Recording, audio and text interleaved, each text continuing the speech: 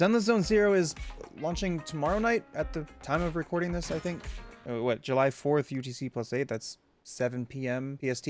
Yeah, tomorrow night. So it's launching tomorrow night at the time of recording this with a wide cast of brand new characters, and well, building a proper team means more than ever in this game. Now, I've been lucky enough to participate in previous betas of the game and got to test out almost all the characters, which gives me a better understanding of what everyone does and how they play. I'll get into what I mean by that in just a second. The best time to start, though, is right now at the beginning of the game, so let's dive into what some of the best teams are going into version 1.0 of Zenless Zone Zero. Yo, what's up everybody? My name is Jayniro, and I am a Honkai Impact 3rd veteran player, as well as a creator with an FGC background as well. If you're new to the channel, I've been playing Honkai Impact 3rd since 2019, and have been playing all of the other Hoyo games as they come out as well, and I've stuck with them since their releases. Now, what exactly did I mean by I got to test almost all the characters? I participated in CBT 2 and 3, and I pretty much got to test all of the characters except for Lyon and Reena. And that was just because I didn't have as good S rank luck and time was a bit limited, so I wasn't able to manage to get them onto my account to actually test them. I actually opted for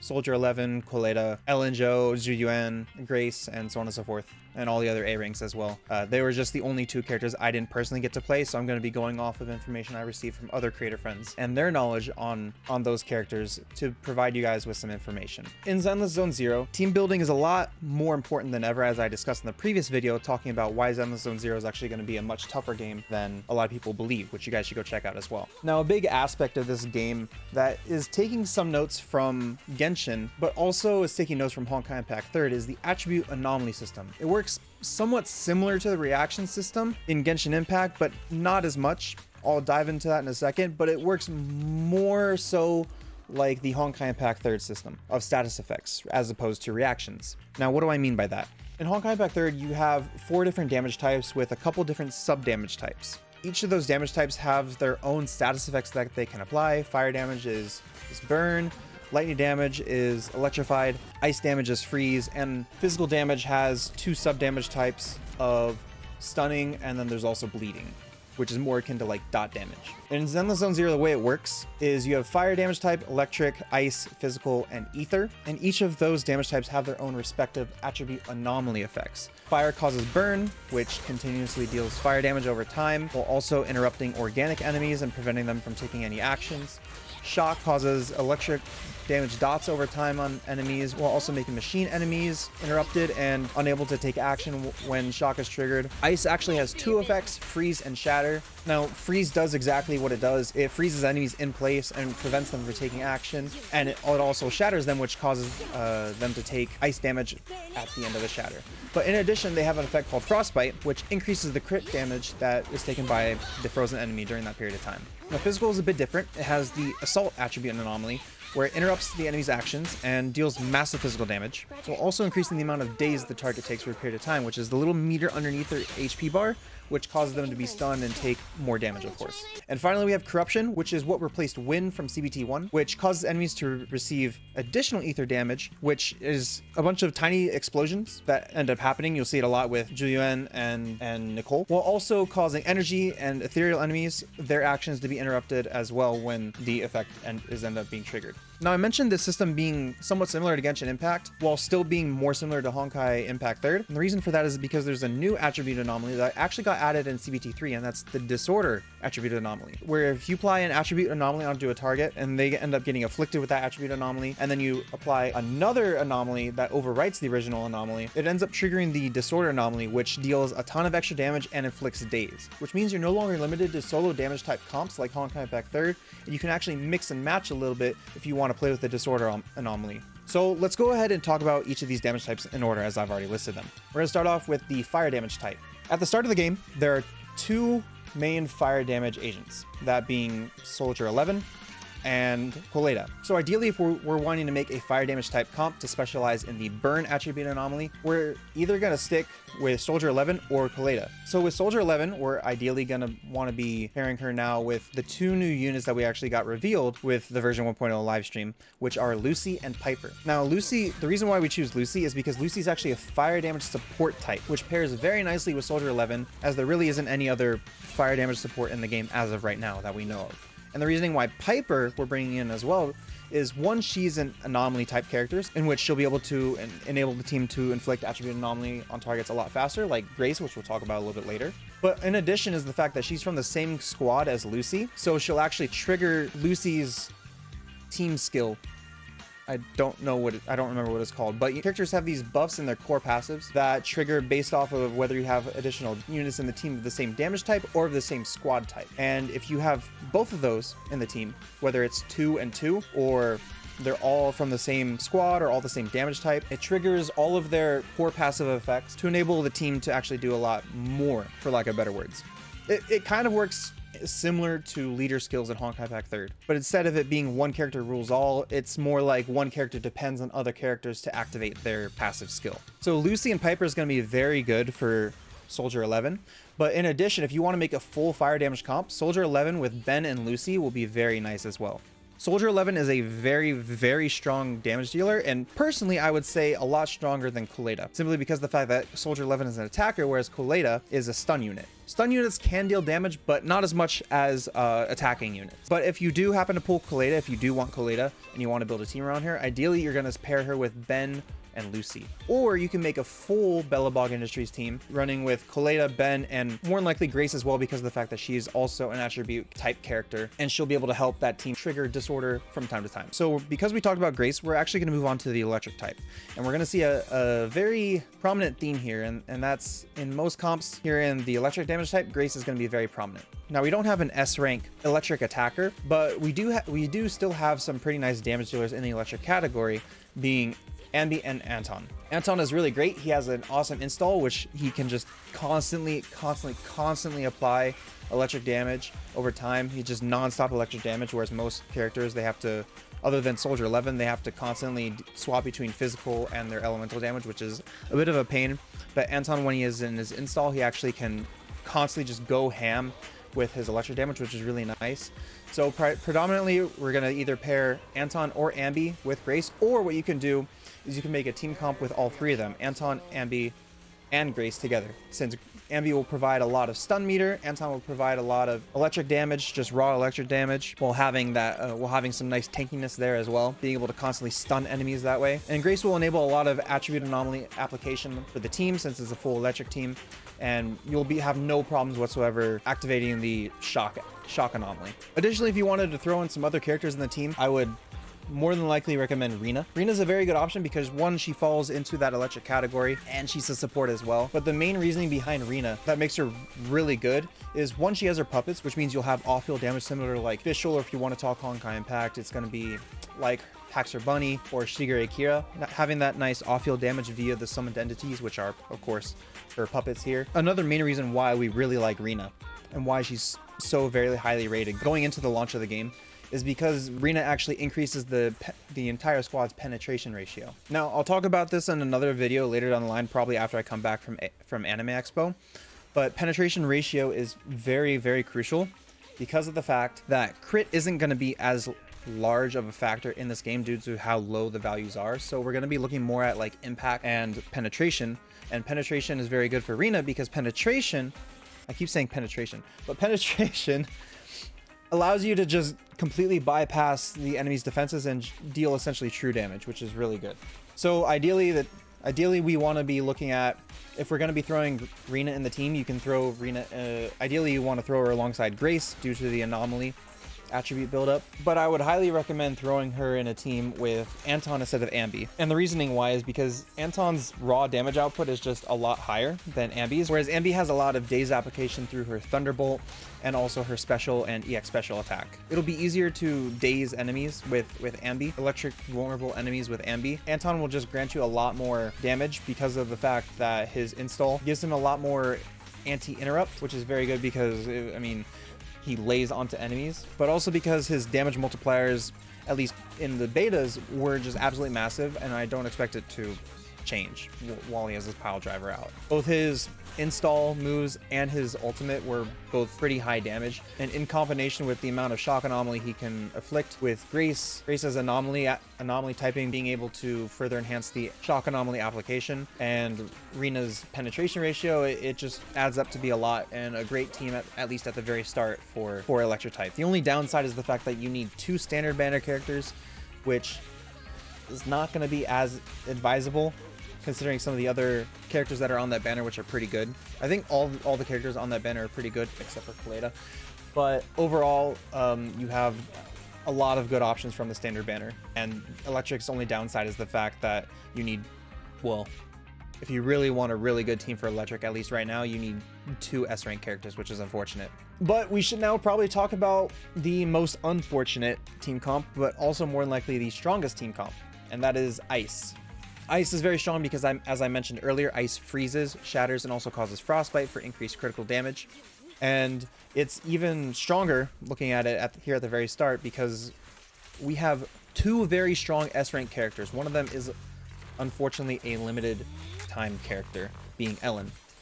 Now, arguably the strongest team comp in the game is going to be Ellen, Lyon, and Reena. But another good one that more than likely people will see a lot is going to be Ellen, Solkaku, and either Lyon or Reena. Solkaku works really well with Ellen, being able to apply a lot of ice attribute through her special attack. But in addition, her core abilities also increases the ice damage of the team through her Fly the Flag passive, which is really good as well. And if it's very easy to actually build up her meter to get 3 stacks for Fly the Flag. But once you get 3 stacks for Fly the Flag, all you need to do is just hold basic attack. She plants down her flag there, and you just get a massive increase for the team's ice damage, which is really good.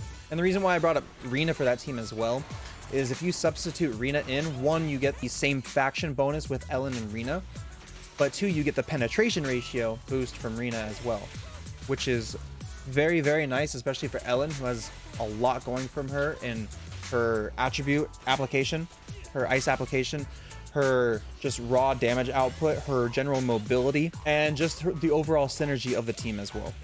So Ellen is going to be like the core of the ice team, at least for now. She'll more than likely be power crept in the future, but I believe she'll still remain a very strong option. Lyon, if you decide to throw him in there, is going to have a lot of days build up through his basic attacks and just overall stun and freezing capabilities. Being a stun character, they naturally just inherently deal more days to enemies. But in addition, Lyon also increases the stun damage multiplier for the team as well, which means you're going to be stunning even faster and faster the more Lyon stuns enemies. So more than likely, the strongest team comp in the game is going to be made up of 3 S rank units, which is unfortunate, 2 of them being standard banner and 1 being a limited banner. But if you manage to get your hands on these characters, you're going to have one of the strongest teams in the game, by far, surpassed by none. Maybe surpassed by 1. And that 1 that I'm thinking of is going to be Zuyuan, Nicole, and Ambi. It's a bit interesting. The core of this team, it's going to be the only ether team in the game that we have available to us, and that's because Zuyuan and Nicole are the only ether damage type characters in the entire game. Nicole provides a lot of support for Zuyuan that's really good because, one, Zuyuan moves around the field a lot, but she doesn't really have much knockback potential for her unless she does her charge attacks. Nicole provides a lot of that grouping capability similar to like Aventi or Kazuha, which is very, very good. If you want to equate it to Honkai Impact 3rd, you're looking at like Valkyrie Chariot, Baronia's ultimate, or even Senti's ultimate, the pillar that she throws up, or Horb's pull around when she does the weapon active. But Nicole provides a lot of good grouping for the team, which is very, very nice. Not to mention that when we throw Ambi in the team as well, I mean, it's already triggered by Julian, but Ambi being in the team as well will actually activate Nicole's core passive, which causes enemies to take additional ether damage and also reduces the target's defense by a certain amount when her enhanced bullets or her energy field hits an enemy. Now, this is very huge because as far as I know, this is the only source in the entire game that actually has defense reduction. So you can run this in tandem with penetration. So you have a portion of your damage that's actually going to completely bypass the defensive capabilities of the enemies. But in addition, you're also reducing the target's defense. So your damage that isn't bypassing the defense through penetration is also going to be boosted because of the fact that the target's defense is being reduced. Ambi as well is going to be providing a large amount of support here because even though Julian can deal a lot of daze damage if you cycle through her attacks correctly, meaning according to EO, if you play her correctly, you should always be having some bullets. I'll have to talk with him more about that because I'm a bit confused myself, because when I played Julian, I was more under the impression of she is a burst damage where you would pop her on field, ult, EX special, get a ton of bullets, and just lay in until your bullets are all gone, and then rotate off and swap. But maybe that's just Genshin brain happening right there, and I don't fully quite yet understand at least how he was playing Julian. But Ambi at the very least is going to be providing a lot of days for the stun effect for characters, which is very good, in addition to Ambi also gaining extra energy, so she'll be able to use her skill and provide a lot more days for the team as well. Now, the final damage type I want to talk about is probably the one that people are going to look over the least, simply because of the fact that it only has 1 S rank and 3 A rank characters, and that's physical. Now, physical is actually really good despite what people think, because of the fact that it's made up of mostly A ranks, and that it interrupts enemies regardless of who they are. So like how burn, corruption, and shock were based off of the enemy's, how do I say, composition, right? They were either ethereals, or they were organic enemies, or they were machines. Assault works on everyone. It just flat out interrupts the enemy when it attacks. Does not matter who or what that enemy is, unless it's a boss, I think. But in addition to interrupting just any enemy flat out, it also deals a massive amount of physical damage, and it also increases the days that the team inflicts on the target, meaning that your days is going to be applying even more, and you're going to be stunning the target more and more often and getting that boost, that 150 damage boost, I believe it is. You're going to be getting that a lot more often, and it's gonna just boost your damage even more. Now, our only S rank that we have that is a physical damage dealer is Nekomata, which is a bit unfortunate, but luckily we have a wide variety of physical characters that are at our disposal. Okay, maybe wide is not as good, considering that 3 of our physical damage characters are attackers, and that the other one is an anomaly character. But what you can do is pair Nekomata with Piper, so that Piper is actually going to aid in being able to activate that assault attribute anomaly, since she is an anomaly type character. And then for your 3rd slot, you just throw someone in that will either pair with Nekomata or Piper. So you can look at Lucy if you want to pair with Piper, or you can look at either Nicole or Ambi if you want to provide support for Nekomata, or if you want to run a dual attacking team just for whatever reason, because you're skilled, because you got hands, then you can run Nekomata with Piper and Billy.